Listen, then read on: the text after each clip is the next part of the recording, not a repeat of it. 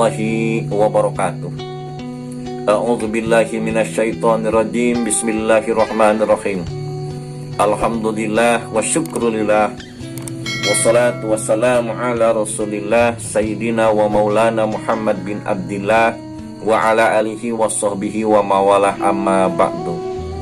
Wa qala illahi anta maksudi wa ridhaka matlubi atini mahabbataka wa ma'rifataka. Sahabat, apa kabar?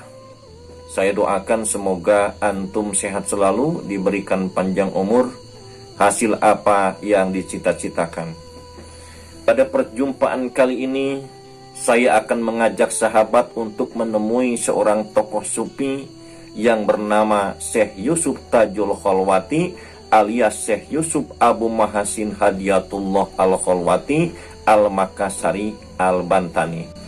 Gelar yang beliau sandang di daerahnya bernama Tuan Tasamalaka atau Tuan kita yang selamat dan mendapatkan berkah.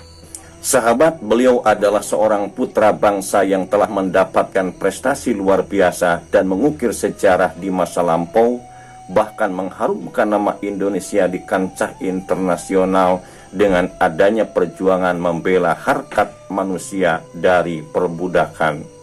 Sahabat, Syekh Yusuf Tajul Khalwati ini lahir di Moncong Loa, tepatnya yaitu di Kabupaten Goa, Sulawesi Selatan, tepat pada tanggal 3 Juli tahun 1626.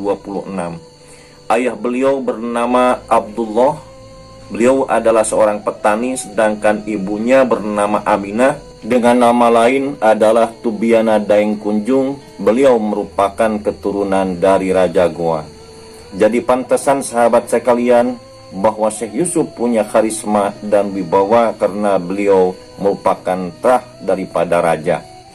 Sahabat, perlu Anda ketahui bahwa Syekh Yusuf ini, beliau ini adalah seorang pahlawan perjuangan kemerdekaan Republik Indonesia, kemudian termasuk seorang da'i, juga seorang mursyid Thariqah Khalwatiyah.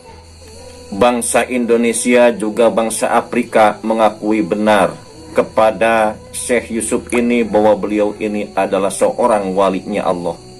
Bahkan di Indonesia diakui beliau itu adalah sebagai pahlawan perjuangan kemerdekaan Indonesia. Bahkan di Afrika juga dikenal beliau itu adalah merupakan putra terbaik Afrika, itu menurut Nelson Mandela. Sahabat sekalian, perlu diketahui bahwa Syekh Yusuf ini dari mulai kecil sudah pandai dan cerdas otaknya, sehingga beliau diangkat keluarga oleh Sultan Alauddin. Siapakah guru-guru daripada Syekh Yusuf ini? Yang pertama adalah Daeng Ri Tasamang, yang kedua adalah Sayyid Ba'alawi bin Abdullah Al-Alamah, yang mana beliau berada di daerah Bontoalo, Makassar. Kemudian yang ketiga adalah Sayyid Jalaluddin Al-Aidid Cekoang, masih daerah Sulawesi Selatan. Dari sinilah beliau belajar Al-Quran, kemudian belajar fikih, kemudian belajar nahwu sorof, kemudian balaghah, bayan, dan ma'ani. Syekh Yusuf di usia yang relatif muda, yakni 18 tahun, disiplin ilmunya telah lengkap. Bahkan sejak usia 15 tahun sudah hafal 30 juz Al-Quran. Tapi apakah artinya bertumpuk segudang ilmu apabila tidak menemukan hakikat jauhar awal yang menjembatani ruhani untuk bertemu dengan Allah? Atas dasar inilah beliau bertekad untuk mencari guru mursyid yang membimbing thariqah sufiah untuk menyampaikan kerinduannya kepada Allah Subhanahu wa ta'ala. Sahabat, setelah beliau mohon izin kepada orang tua dan guru-gurunya, maka beliau berangkat berlayar ke arah sebelah barat. Angin yang menghembuskan layar telah menghantarkan perahu di pesisir pantai Banten, maka beliau mendarat kemudian berkenalan dengan masyarakat. Karena akhlak budi pekertinya yang luhur dan ilmunya yang telah tabahur membuat simpati masyarakat Banten dan memohon agar dibimbing ke jalan benar menurut ajaran Islam. Sahabat, angin segar telah menyampaikan keharuman nama Syekh Yusuf di telinga Sultan Agung Tirtayasa. Maka tak lama kemudian beliau bersahabat karib dengan Sultan Agung, terus mendukung perjuangan Syekh Yusuf untuk berdakwah menyampaikan kebenaran Dan luar biasa, tak lama kemudian ribuan umat telah menjadi murid Syekh Yusuf Tajul Kholwati. Beliau sadar, walaupun umat telah banyak membutuhkannya, maka beliau terpaksa harus berpisah untuk melanjutkan perjalanannya dalam rangka mencari guru mursyid. Selat Sunda telah diarungi dan mendaratlah di Pulau Sumatera. Entah berapa lama sampailah di ujung Pulau Sumatera, yakni Aceh Darussalam. Di sini beliau bertemu dengan orang yang dicari, yakni guru mursyid yang sangat dicintainya, yang bernama Syekh Nuruddin Araniri.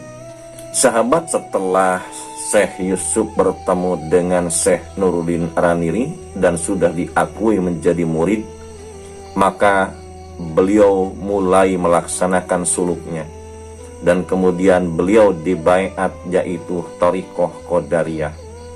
Disinilah sahabat sekalian pertama kali guru yang membimbing tentang suluk, yaitu Syekh Nuruddin Araniri.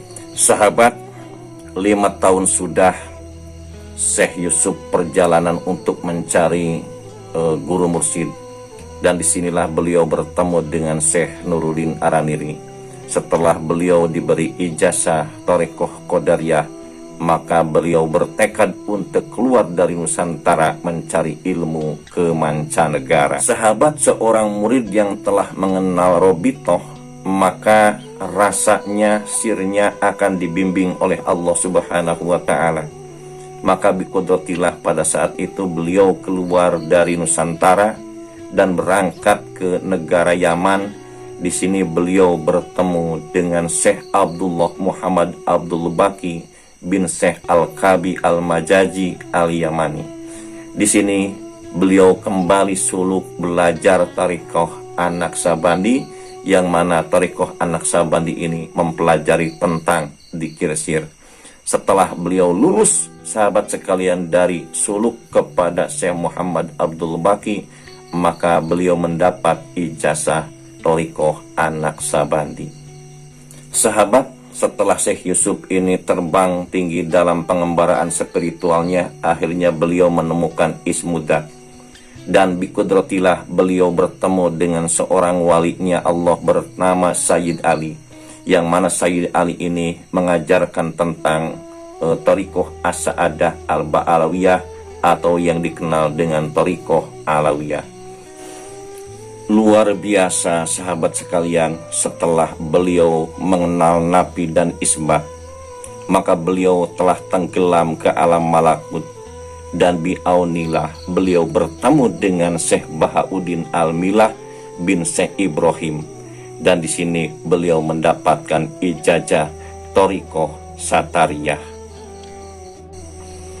Sahabat sekalian, pengembaraan Syekh Yusuf di daerah Yaman selesai sudah, dan akhirnya beliau keluar dari negara Yaman untuk mencari guru mursyid lagi yang berada di daerah Sam, Suriah.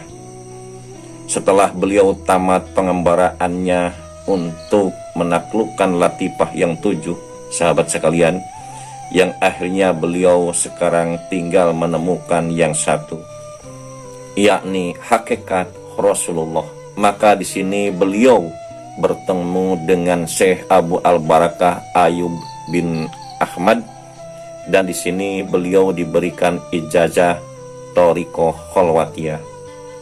Dan beliau bukan hanya diberikan ijazah Kholwatiyah, tapi beliau dijadikan sebagai wakil, dan kemudian yang akhirnya beliau dijadikan sebagai mursyid Thariqah Kholwatiyah. Gelar inilah yang disandang oleh Syekh Yusuf, yang diberikan oleh gurunya, yaitu Syekh Yusuf Tajul Kholwati Hadiyatullah. Sahabat, perjalanan yang telah dicontohkan oleh Syekh Yusuf untuk mencapai makrifat kepada Allah tidaklah mudah. Beliau harus mengembara kemana-mana, dan kita pun untuk mencapai kepada tingkatan tersebut janganlah membuat ilmu sendiri, janganlah ngarang sendiri, tetapi kita semuanya harus mencari guru seperti halnya Syekh Yusuf.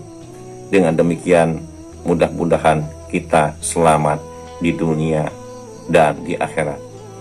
Rupanya sahabat sekalian, pertemuan kita di sesi yang ke-1 ini dicukupkan sekian dulu, dan cerita ini akan bersambung pada sesi yang kedua. Sahabat sekalian, saya mohon maaf atas segala kesalahan dan masih banyak kekurangan-kekurangan.